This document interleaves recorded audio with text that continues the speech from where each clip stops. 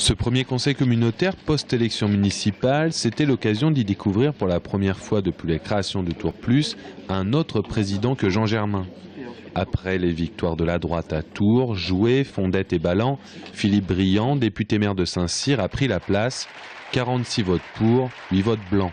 Et puis après arrivent des sujets, et ces sujets, ils ne sont pas forcément politiques. Qui de droite ou de gauche ne voudrait pas créer de l'emploi aujourd'hui? Qui de droite ou de gauche ne veut pas faire venir d'entreprises aujourd'hui? Qui de droite ou de gauche ne veut pas que le périphérique se termine à un moment ou à un autre?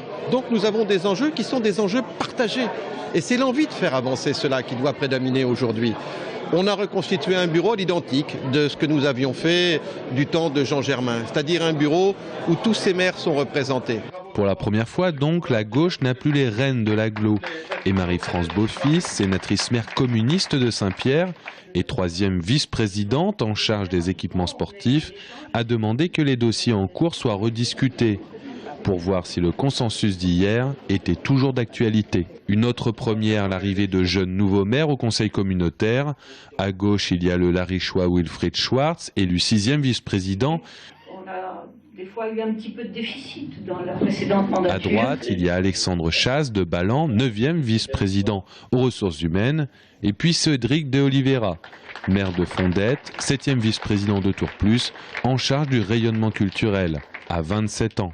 En tant que maire d'une commune comme Fondette, une commune de pratiquement 11 000 habitants, c'est de soutenir les projets principaux de la commune.